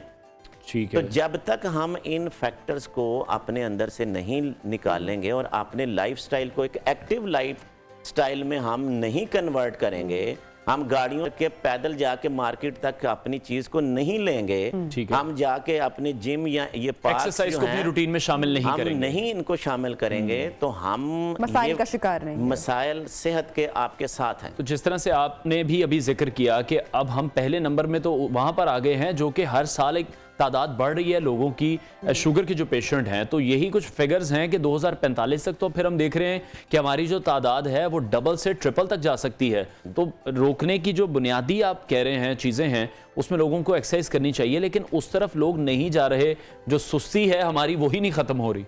जी बिल्कुल, ये आपने बात और ये डाटा जो आपका पर ईयर इंक्रीजिंग रेट होता है उसी पे ही बनाया जाता है। बिल्कुल। और अगले 20 साल की प्रेडिक्शन पहले ही हो जाती है। ये बात बिल्कुल सच है और इस वक्त दुनिया की जितनी इंटरनेशनल डायबिटीज़ की एसोसिएशंस हैं वो साउथ एशिया रीजन जो ख़ास तौर पर पाकिस्तान है इस पर नज़रें हैं जी कि किस रेट से डायबिटिक पेशेंट्स हमारे मुआशरे में बढ़ रहे हैं, और वो प्रेडिक्शन अवेलेबल है नेट पे, लोग पढ़ सकते हैं। ये बात आपने ठीक की है। अब ये है कि देखें डायबिटीज़ की मैनेजमेंट को जब सबसे पहले आप गूगल भी, मैं तो आजकल कहता हूँ ना कि पाकिस्तान का 30 करोड़ पॉपुलेशन जो है ना गूगल डॉक्टर है। करेक्ट, बिल्कुल ठीक है। आप चलें गूगल पे पढ़ ही लें कि डायबिटीज की मैनेजमेंट में सबसे पहले क्या चीज लिखी है, कोई दवाई का नाम नहीं है। सबसे पहले लिखा गया है लाइफस्टाइल मॉडिफिकेशन, जिसमें आपकी सबसे पहले एक्टिव लाइफस्टाइल क्या बात है। और उसमें ये जो मैंने बात की है कि डायबिटिक के लिए 60 मिनट से 90 मिनट यानी कि 1.5 घंटा डेली वॉक लाजमी है जिसको शुगर हो गई है। अच्छा, और अनफॉर्चुनेटली हमारे यहाँ जो +50 लोग हैं वो भी ये बात इस तरीके से जस्टिफाई करते हैं कि अच्छा अब तो हम 50-60 साल के हो गए हैं, अब भला कोई उम्र है वॉक करने की या एक्सरसाइज करने की। दो के वेस्ट में अगर यूरोप में देखें तो वहाँ पर जो खवातीन की उम्र है वो 80+, दे आर फिट, साइकिलिंग करती हुई हमें वो दिखाई देती हैं, उनको इस तरह के कोई मसाइल नहीं होते जो हमारे यहाँ बूढ़े बुजुर्गों को होते हैं। अच्छा डॉक्टर साहब, जो लाइफस्टाइल हमारे यहाँ हम अभी देख रहे हैं, जिस तरह के बच्चों में ओबेसिटी की आपने बात की, इस हद तक वर्स्ट हो चुका है कि बच्चे खाते ही जंक फूड है, मोटापा बढ़ रहा है, तो ये तो बहुत अलार्मिंग सिचुएशन है। उसकी सबसे बड़ी जो प्रॉब्लम है आप ये देखें कि हमारी स्कूलिंग, हमारे स्कूल जो हैं वो इस वक्त आपको 90% स्कूलों में ग्राउंड्स नहीं नजर आती जो कि हमारे दौर में होती थी। अब तो 1 कनाल 2 कनाल में स्कूल बन गए हैं घरों में। जी। अब सिटिंग ज्यादा है और उसके बाद जंक फूड। तो मामला कहाँ पे आया? Sitting and junk food, no sports, no physical activity. और अनफॉर्चुनेटली पेरेंट्स भी इस पे तवज्जो नहीं दे रहे। एटलीस्ट अगर उनके स्कूल में ये वाली चीज नहीं है तो आफ्टर स्कूल टाइम अगर 1 घंटा बच्चे को या 1.5 घंटा किसी स्पोर्ट्स या किसी एक्टिविटी में वो इन्वॉल्व कर दें तो एटलीस्ट कि जो वो फूड या जो उनका स्टाइल इस वक्त स्कूलिंग का है तो उसको बर्न करके अपनी कैलोरीज को वो अपनी इस मोटापे की कैटेगरी से आउट हो सकते हैं। तो ये बात मैं बता दूं नाजरीन की इंफॉर्मेशन के लिए। देखें, कुछ चीजें हैं जो अभी आप बात अपने इंटरव्यू में भी कर रहे थे कि विरासत के तौर पर कुछ चीजें ऐसी हैं कि जो मॉडिफाई नहीं की जा सकती और कुछ चीजें हैं जो मॉडिफाई की जा सकती हैं। विरासत में किसी को जीन्स में आ जाना ऐसी चीज है कि जिसको हम चेंज नहीं कर सकते, लेकिन अगला स्टेप हमारे इख्तियार में है। अब एक जो हेल्दी पर्सन है अगर उसके पेरेंट्स में से किसी को डायबिटीज है तो इसका मतलब है कि वो जीन्स लेके तो पैदा हुआ। अब उसके ऊपर क्या फर्ज है? अगर वो अपनी लाइफ को एक्टिव रखता है, अगर वो जिम, वॉक, एक्सरसाइज और अपने खाने की जो रेसिपी, जो नॉन फ्राइड चीजें तो वो ले सकता है ना, और फ्राइड से वो इज्तनाब कर सकता है। अपने आप को किसी पार्क या किसी ग्राउंड में तो वो खुद ले जा सकता है। अगर वो ये चीज़ें मेंटेन करके अपनी फिटनेस को ठीक रखता है और वो मोटापे की कैटेगरी में नहीं जाता, उसकी बैड हैबिट्स ऑफ डाइट नहीं है, तो ये वाला जो उसने डायबिटिक जल्दी होना है, इसको तो वो प्रोलॉन्ग कर सकता है ना, ये उसके अपने इख्तियार में बिल्कुल, और इस चीज से कंट्रोल किया जा सकता है। डॉक्टर साहब अभी एक फिगर है मेरे पास कि 20 लाख जो अफराद हैं उनको अपने पाँव कटवाने पड़ते हैं, correct me if I am wrong, तो उनके लिए क्या एहतियाती तदाबीर हैं? देखिए, सबसे पहले इसके बारे में मैं डायबिटीज के बारे में एक बात करता हूँ। मदर ऑफ ऑल डिजीजेस क्यों कहा गया है? सर से लेकर पांव तक हर हिस्सा, हर ऑर्गन आपका इन्वॉल्व होगा। पूरी दुनिया में बिनाई का कम हो जाना, नज़र का खो जाना, सबसे बड़ी वजह शुगर। पूरी दुनिया में गुर्दे फेल हो जाना, डायलिसिस पे चले जाना, सबसे बड़ी वजह शुगर। पूरी दुनिया में हार्ट अटैक्स, बड़ी वजह शुगर। अज़ा का कट जाना, गैंग्रीन जिन्हें हम कहते हैं, सबसे बड़ी वजह शुगर। अब इससे बचने का रास्ता क्या हमारे पास? यही वो बातें हैं जो हम डिस्कस कर रहे हैं कि बचने का रास्ता। अगर तो आप डायबिटिक हैं, एक ही चीज है कि कंट्रोल ऑफ, अगर आपको ब्लड प्रेशर है, हाइपरटेंशन है, कंट्रोल ऑफ हाइपरटेंशन। दूसरी बात यह है कि लाइफस्टाइल को एक्टिव कर लें। जिनको शुगर नहीं है वो चाहते हैं जी कि हमें शुगर ना हो, जो एक कॉमन क्वेश्चन है। तो अगर वो इन बातों पे अमल करके, अगर वो तरी वाला सालन नहीं खाएंगे तो क्या हो जाएगा? अगर इस आलू को वो बॉयल करके खा लेंगे तो क्या फर्क पड़ेगा? अगर वो बेक्ड करके ले लें, लेकिन अगर उसको घी में तल के, लाइफस्टाइल जो हमारा है उसकी मॉडिफिकेशन की जरूरत है। फ्राइज आप खाते हैं, ये जो फ्राइड है, आप उसके ऊपर आप नमक डालते हैं। अच्छा, अब खुद आपने बताया कि 3.5 करोड़ बंदा डायबिटिक है और ऑलमोस्ट 70% उनमें हाइपरटेंसिव भी है। तो आप देखें ना कि आप ऑयल भी ले रहे हैं और आप सॉल्ट भी ले रहे हैं, तो आप हार्ट डिजीज और हाइपरटेंशन को खुद दावत दे रहे हैं। ठीक है, तो ये चीजें हम यहाँ पे कंट्रोल कर सकते हैं, खुद से कंट्रोल करने और आप ये देखें कि अगर खुदा ना खास्ता आपका कोई अज़ा कट जाता है, मजूरी हो जाती है। मैं हमेशा अपने प्रोग्राम में बात करता हूँ, ये मजूरी एक सिंगल पर्सन की हमारे मुआशरे में नहीं है, पूरी फैमिली मजूर हो गई है, क्योंकि अटैचमेंट इस तरह की है। तो आप खुदारा इन चीजों के ऊपर गौर करें। और मेरा ख्याल है आखिरी मैसेज यही है कि डायबिटीज को इतना हवा ना लें। हमारे अपने इख्तियार में है कि हम इसको लेट ऑनसेट में ले जाएं, किस तरफ ले जाएं। ठीक है। और नबीहा के साथ अक्सर बात रहती है, सेहतमंद मुआशरा सेहतमंद पाकिस्तान की निशानी है। बहुत शुक्रिया डॉक्टर अली सकलैन हमारे साथ इन कॉन्वर्सेशन थे। तो लाइफस्टाइल मॉडिफिकेशन इज नंबर 1। आज से ही तैयारी करें और जो डिफरेंट डिजीजेस आप पढ़ते रहते हैं ना, लाइफस्टाइल को कैसे बेहतर किया जा सकता है, मेरे ख्याल से इस पर थोड़ा सा गौर करना आप जरूर शुरू कर दें। ब्रेक लेते हैं, ब्रेक के बाद आपको ज्वाइन स्टे विद अस।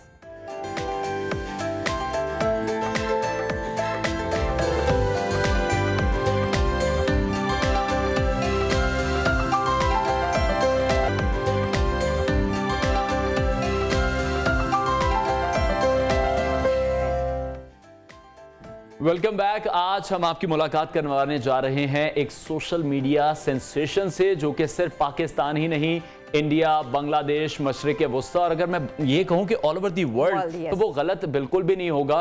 उनका एक स्लोगन है जो कि बहुत ज्यादा फेमस हुआ है, उसके पीछे की क्या स्टोरी है, उनकी अपनी लाइफ क्या है, उनसे आज हम आपको मिलवाएंगे। हमारे साथ स्टूडियोज में मौजूद हैं अख्तर लावा साहब। अस्सलाम वालेकुम जी। वालेकुम अस्सलाम अख्तर साहब। जी जी, आप कंटिन्यू कीजिए। मैं नहीं बोलता, मेरे ताड़ा प्यार बोलता चाहने वाले हो, मैं कुछ भी नहीं हैगा। दुनिया ते प्यार लेके आया वहां, नफरत नहीं वंडन नहीं आया। खिदमत खलक करना भी इबादत है। क्यों? ते लौटदा इको ही पावा अख्तर लावा। क्या बात है जी अख्तर साहब, ज्वाइन करें हमें। एक मिनट। जी जी जी जी। अच्छा जी, मैं नहीं बोलता, मेरे गल सॉरी। नित खैर मंगा सोने मैं ताड़ी, दोबारा कोई और मंगदा, लौटदा इको ही पावा अख्तर लावा। जी अख्तर साहब का जो वो अच्छा जी। एक और जी है पब्लिकली जिन्हें मैंने प्यार दिता है, मैं तो कुछ भी नहीं हैगा। और बच्चियां ने की नारा मेरा बनाया सी, जी जी, टूट गई मंजी रह गया पावा, लौटदा इको ही पावा अख्तर लावा। वाह जी वाह, क्या बात है अख्तर साहब, ज्वाइन करें आपसे। अच्छा एक और है, ठीक है जी। भूल गए सर? ठंडी चाह ते गरम कावा, सिर्फ अख्तर लावा, लाहौर दा पावा। ठीक है, आए जी ज्वाइन करें हमें शो क्या में। बात है इनका सर, जो इतना मुनफरिद अंदाज, जरा थोड़ा सा बताएं ये जो स्लोगन है, बैकग्राउंड स्टोरी क्या है? ये कहाँ से आमद हुई सर आपको? हाँ, ये मैं बहरीन में ना 23 साल लगा के आया हूँ जी। क्राउन प्रिंस से शेख अहमद बिन ईसा, उसका सामान परचेज करके लाता था। ठीक है जी, ये अल्लाह की मेरे पे खास मेहरबानी है। 8 भाई 1 बहन है हम लोग, अराइम फैमिली से मेरा तल्लक है। ठीक है, सबसे छोटा मैं हूँ। अच्छा जी। और मैंने अपने माँ बाप को हज करवाया बहरीन में, बुला के ना सऊदीया भेजा जी। वो मेरे माँ बाप की दुआएं जो मुझे लेके घूम रही हैं, उधर ही मेरा उन्होंने निकाह पढ़ा दिया था। ठीक है। हाँ, ते मेरा बाप हमेशा कहता हुंदा सी, पुत्र कोई ऐसा काम करी कोई शहाब दिन लावे नूं याद करे। ठीक है। ते मेहरबानी उदों दा मैं आजिज़ बन गया वा। लोकां दी खिदमत करना। स्काईवे रोड है ना न्याजी अड्डा, जी जी। उत्थे इन्ना को कूड़ा सी। एक मुंडा कहंदा साडे घर ना मेरी भैन दा रिश्ता लैन लई आए। वो कहंदा यार कुड़ी ते सानू पसंद आ गई, लेकिन तुसी गंदे इलाके च रहिंदे हो। जी जी। इन्ना कूड़ा, बारिश हुई। अख्तर साहब उर्दू में आप बात कर सकते हैं, क्योंकि जो कराची में भी जो आपके फैंस हैं ना, वो आपको देखना चाहते हैं। उर्दू में अगर आप बात करेंगे तो बहुत से ऐसे लोग हैं जो आपकी बात को समझ सकेंगे। तो ठीक हो जी गया। जी। न्याजी अड्डे की स्काईवे रोड है ना, जी जी। ये 60 फुट को जाता है जी। वो इतना कचरा था। जी जी जी। गवर्नमेंट पीटीआई की थी, मैं नून लीग का हूँ। ठीक है। उन्होंने कचरा फेंका, अड्डे वाले भी कचरा फेंकते थे, जो लोग भी कचरा फेंकते ना। बारिश एक दिन मैं गया, मैं हमेशा फला के काम जो आपके सोशल वर्क हैं ये बहुत ज्यादा मशहूर हैं। बेसिकली जो लोग जानना चाहते हैं इस स्लोगन के पीछे की स्टोरी क्या है कि लाहौर दा इक्को ही पावा अख्तर लावा, क्योंकि जब ये वीडियो वायरल हुई हैं तो एक लोगों की हमने बात सुनी, उनको ऐसे लगा कि जैसे कोई लाहौर का बदमाश है जो इस तरह का नाम ले रहा है। तो उस वो बेसिकली आपसे जानना चाह रहे हैं। अच्छा, कुछ नहीं, दुनिया में 2 काम है, लोग पावा बने कत्लो गारत करके, बिल्कुल, तो कब्जा ग्रुप करके। जी। मैं लोगों की खिदमत करके हक का पावा बना हूं। ठीक है जी जी।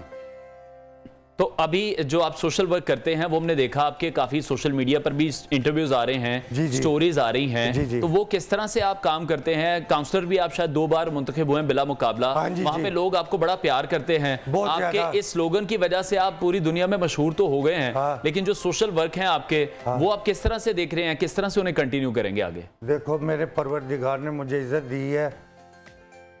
पहले थोड़ा प्यार करते थे, मैं ज्यादा काम करना शुरू कर दिया। ठीक है। अभी तो वो बोलता है खैबर से लेके अमेरिका तक लाहौर दा पावा ही छाया है। बिल्कुल ऐसे ही है। मेरे च इन्ना को नहीं, मैं गलियां दा रूड़ा कूड़ा तोड़ चढ़ाया साइयां। मैं उन 8 गुना ज्यादा करांगा। मैं है वर्कर जी, मेहनत वालदैन दा बेटा है। ठीक है। मैं जिन्ना च मेरा देखो एक्शन है, सर आपका एक्शन इतना मशहूर हो गया, ऐसा लग रहा है कि लाहौर का नया स्लोगन जो है वो मशहूर हो गया। अच्छा, आपने बोला मुस्लिम लीग नून को आप फॉलो करते जी, हैं। जी। तो आपके कायद तो लंदन बैठे हुए हैं, क्या जी, चाहते हैं वो, कब आए आके पाकिस्तान के लिए, क्या काम करें, उनसे मुलाकात की भी ख्वाहिशमंद हैं आप? नहीं, वो बात नहीं। मैं हमजा शहबाज की प्राइवेट सिक्योरिटी का ग्रुप लीडर रहा हूँ 10 साल। ठीक है।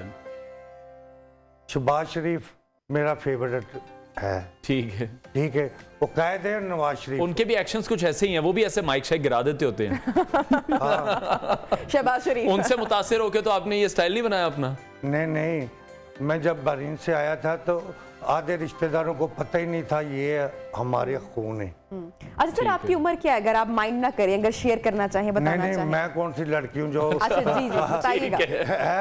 कि मैं 64 माशाल्लाह, यू लुक वेरी फिट। तो आपको कहा नहीं किसी ने कि भाई आप 64 के हो गए हैं, भाई साहब क्या करें, बच्चों ने नहीं काबू क्या कर रहे हैं, आप इतनी एनर्जी आप में आ गई है, और तो क्या रिस्पॉन्ड क्या मिला बच्चों से, फैमिली से, जो बहरीन में भी आपके रिश्तेदार हैं वहां तक भी, तो क्या फीडबैक क्या आया? फीडबैक क्या आ रहा है आपको आपके वायरल होने के बाद?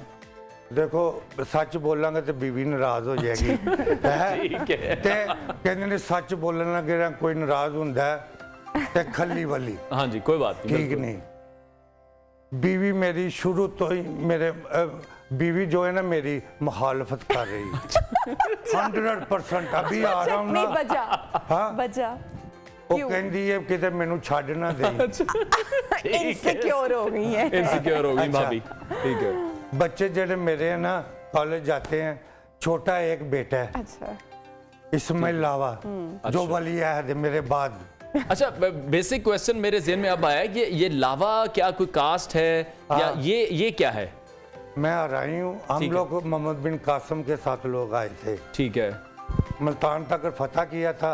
वो मोहम्मद बिन कासिम को जाके उन्होंने कत्ल कर दिया महल पार्टी ने। जी। हम लोग शिफ्ट हो गया, कोई इंडिया में चला गया, कोई किधर हो गया। राजा दाहर को शिकस्त दी थी ना हमने, जंगजू आदमी है, स्टाइल नहीं देखते आप? जी जी बिल्कुल। अच्छा, उसके बाद हम लोग ना अरगाई फैमिली हमारे बड़े थे ना, जैसे हमको पता चला है, सच है झूठ मैं नहीं कहता जी। बात सुनते आ रहे हैं कि हमारे जो है ना कोई ये जो होते नहीं ब्रिटिश की इधर निज़ाम था ना, जी जी बिल्कुल, हाँ जी। 2 फौजियों को मार डाला था हमारी फैमिली ने। अच्छा। तो उनको ना बांध के ना पाँव से दरख्त के साथ लटका दिया था, जो हमारे गांव में आएगा जी है उसको मार डालेंगे।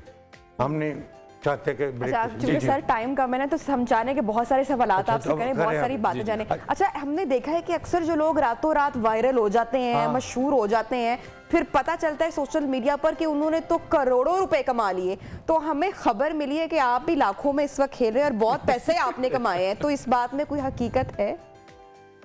देखो जी, जो मैं गल करना लोगों का एक है कि कहते ने सच बोलता है जी। मेरा खुदा हाज़िर नाज़िर, कोई मेरा चैलेंज है आपका नहीं। जी जी। 2002 के बाद का मैंने पैसे लगाए हैं लोगों के ऊपर, सदका किया है। अल्लाह ने जो मुझे दिया है ना, चाहे मैं कितनी भी खैरात करूं, ठीक है। देखें सुने आप भी, एंकर लोग भी सुने। पहले तो मैं आपका शुक्रिया अदा करता हूं कि आपने सैलाब लोगों के लिए बहुत काम किया। सैलाब जी जी, सैलाब मुतासरीन। वो वाहद मैं आदमी जब सिंध में नहीं सॉरी बलोचिस्तान में आया था पहला, जी जी, उस टाइम में 10,000 रुपया तरीके लब्बे का कैंप लगा था बकर मंडी में न्याजी अड्डे के साथ, ठीक है, मैंने दिया था। ठीक है, हाँ ठीक है। ये सियासतदान नाम पे ना ये लोग हमें फरोख्त करते हैं, हमें खरीदते हैं। जी। मैंने टिकटॉक बनाई थी, टिकटॉक जी, कि देखो मेरी पब्लिक गुमराह मत हो है। ये जो लोग सलाब वालों के लिए गए हैं ना, इन्हीं को वोट देना है, जो नहीं गए उनको नहीं देना, नहीं देना। हम इन्हों के गुलाम नहीं है, खरीदे हुए गुलाम नहीं। जब से आपकी ये वीडियोस वायरल हुई हैं, बॉर्डर के पार भी हम देख रहे हैं आपकी बहुत ज्यादा मतलब तारीफें हो रही हैं, इस वीडियो पे मीम्स भी बन रही हैं, वायरल हो रही हैं, तो बॉर्डर पार से भी कोई फोन आ रहे हैं मीडिया के, कोई इंटरव्यू आपका करना चाह रहे हैं? 2 सिख भाई आए उन्होंने कल टिकटॉक बनाई है। अच्छा, ठीक है। स्टेशन ਦੇ ਕੋਲ ਹੈਗਾ ਕੋਈ ਹਵੇਲੀ ਉਹਨਾਂ ਦੇ ਦਾਦੇ ਦੀ ਸੀ, ਠੀਕ ਹੈ। ਉਹਨੂੰ ਵੇਖਣ ਲਿਆਏ ਤੇ ਉਹ ਕਿਸੇ ਨੂੰ ਮਿਲੇ ਖੁਰਮ ਗੁੱਜਰ। ਅੱਛਾ ਜੀ, ਠੀਕ ਹੈ। ਉਹ ਜਿਹੜਾ ਟਿਕਟਾਕ ਕਰੇ ਉਹ ਮੇਰਾ ਆਈ ਲਵ ਯੂ ਹੈ। ਮੈਂ ਉਹਨੂੰ ਰਾਤੀ ਉਹਦੇ ਨਾਲ ਟਿਕਟॉक बनाई, शेर ने मेरे ना जैकेट फाड़ दी। सर फरमाइश आ रही है कि एक मर्तबा फिर से एक अपने अंदाज में आपने खान साहब के लिए भी एक पैगाम देना, लेकिन अपने अंदाज इमरान खान साहब के लिए। अच्छा, इमरान खान साहब ਗੱਲਾਂ ਨਾਲ ਫੂਕਾਂ ਨਾਲ ਪਹਾੜਾਂ ਨੂੰ ਕੋਈ ਛੇਕ ਨਹੀਂ ਪੈਂਦਾ ਹੈ। ਤੁਸੀਂ ਜੋ ਕਹਿ ਰਹੇ ਹੋ ਨਾ ਬਿਲਕੁਲ ਝੂਠ ਕਹਿ ਰਹੇ ਹੋ। ਤੁਸੀਂ ਕਿਹਾ ਸੀ ਆਣਾ ਕਿ ਯਾਨੀ ਮੈਂ ਵਜ਼ੀਰ ਆਜ਼ਮ ਬਣਾਂਗਾ ਨਾ ਤੇ ਮੈਂ ਪੂਰੇ ਪਾਕਿਸਤਾਨ ਦਾ ਨਾ ਸਫਾਈ ਕਰ ਦਿਆਂਗਾ, ਤੇ ਤੁਸੀਂ ਤੇ ਰੋਡ ਬਲਾਕ ਕਰਕੇ ਐਂਬੂਲੈਂਸਾਂ ਰੋਕ ਰਹੇ ਹੋ, ਬਰਾਤਾਂ ਰੋਕ ਰਹੀਆਂ ਨੇ, ਔਰ ਜਿਹੜੇ ਗਰੀਬ ਲੋਕ ਮਰ ਰਹੇ ਨੇ ਹੈ।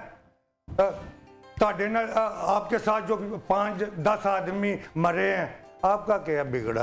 इंसानियत के लोग, गरीब लोग मर गए। सर एक बार आपका स्टाइल, आपका वो जो स्टाइल है ना, वो आप एक बार फिर करके दिखा दें। अच्छा, मैं स्टाइल करूं? जी जी।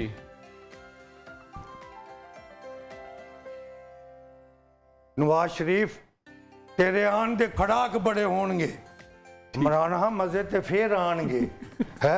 फिर लाहौर दा इक्को ही पावा अख्तर लावा। ठीक हो गया जी अख्तर साहब, बहुत शुक्रिया, thank you so much, thank you so much. आप बैठे और नाज़रीन ये आज का शो था और मेरे ख्याल है वायरल वीडियो, बिल्कुल वायरल वीडियो जो है, वायरल वीडियो भी मेरे ख्याल सर टाइम हमारे प्रोग्राम का बिल्कुल खत्म हो गया, बल्कि वायरल वीडियो भी नहीं कर रहे हैं। कल मुलाकात करेंगे नाज़रीन, आप सबका बहुत सारा ख्याल रखिएगा।